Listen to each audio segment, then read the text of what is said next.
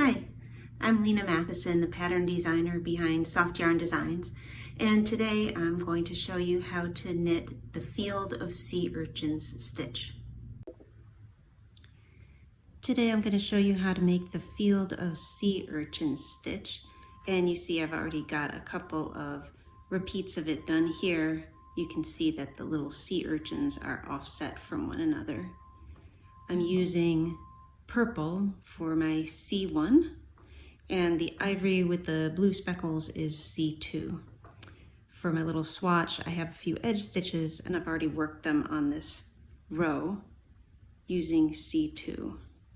So here we have a garter prep row, and now we're going to start into the kind of heart of the stitch.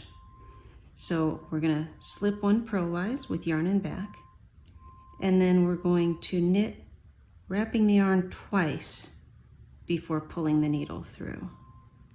And we're going to do that 5 times. So wrap once, wrap twice, pull through, that's 2. Once, twice, 3, twice, 4, twice, 5. And you can see that for each of the stitches I just worked, there's 2 loops on the needle. So now we're going to slip another stitch and do another 5 of those double wrapped knits.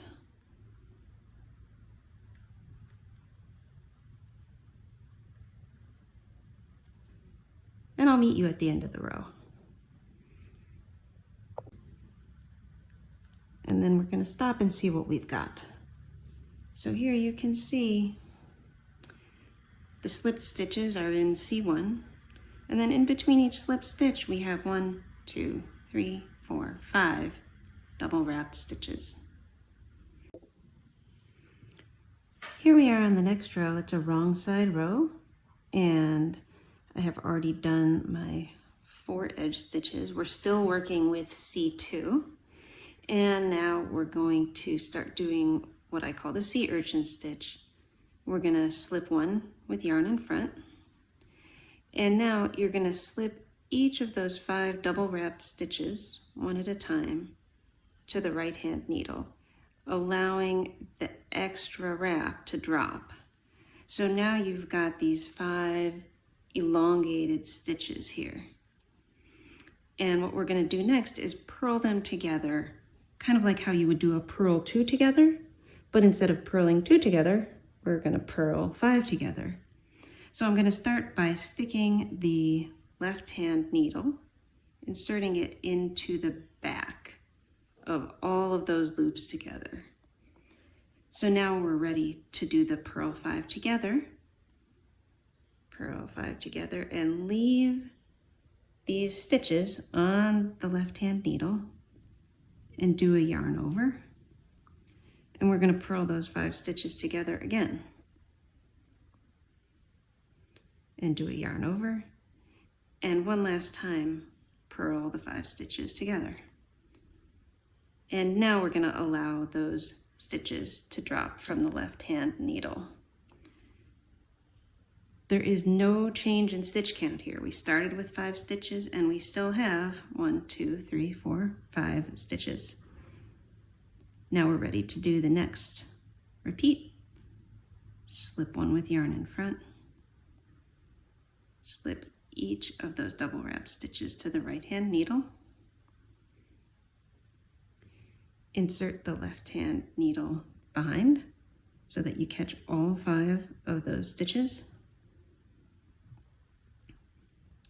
and then you're going to purl 5 together, yarn over, purl 5 together, yarn over, purl 5 together, yarn, and finished. Sorry, no more yarn over then. One of the things that's important to note when you're doing this stitch is you want to make sure that you're not working at the very tip of your needle, and that every time you're doing that purl 5 together, that it's getting down onto the shaft of the needle, because otherwise it's going to be very tight when you come back to it. So see how I make sure this goes down all the way onto the shaft. Work the yarn over, purl 5 together, yarn over, purl 5 together, and complete the stitch. So actually, before we turn this over, notice this strand here. This is the horizontal strand that you get when you slip that stitch. That's going to come into play in a few minutes. So now you can start to see that sea urchin stitch forming. And we're going to move on to the next row, which is a C1 row. So now I'm back to my purple yarn.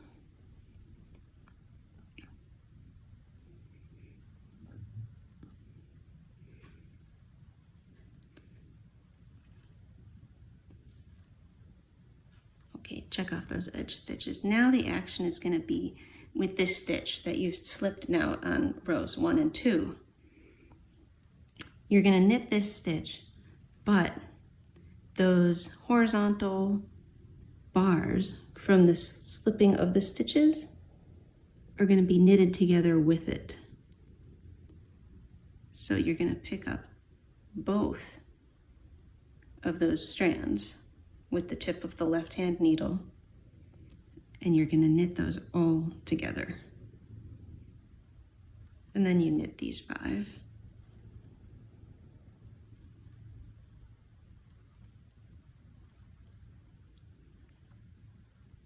Now let's see that again. Here are the horizontal bars from slipping those stitches previously. I'm going to catch those on the tip of my left-hand needle and knit them together with that slipped stitch.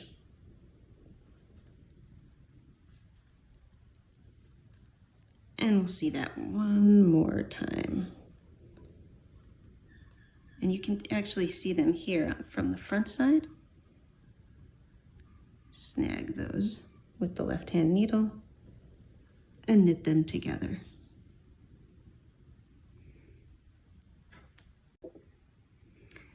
Now I've knitted all the way back across the wrong side using C2 to create this garter row. And now you can really see the sea urchin stitches that we just made together.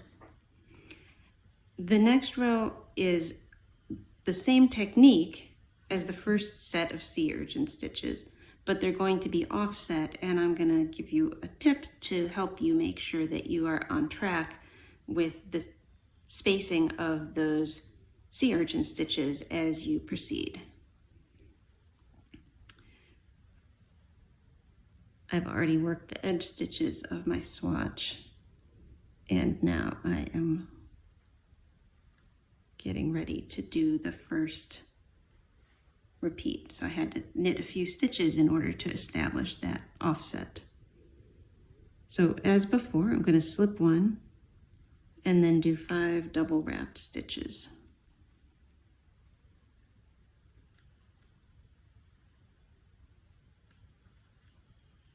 Oh, don't split the yarn. 1, 2, 3, 4, and 5. So what I'm going to point out is that the center stitch of those 5, the third stitch, is in line with the stitch that had been slipped during the prior repeat. So you have 2 stitches on one side of that, the stitch that's aligned with the prior slipped stitch, and 2 double wrapped stitches on the other. And the slipped stitch on this row is right in the middle of the stitches that you worked for the prior sea urchin. So if you're wondering, did I get off by a stitch? You look and see, okay, I've done 1, 2 double wrapped stitches. My third double wrapped stitch is this one that had been the slipped stitch before. And now I know that I am on track and everything is going to be spaced properly.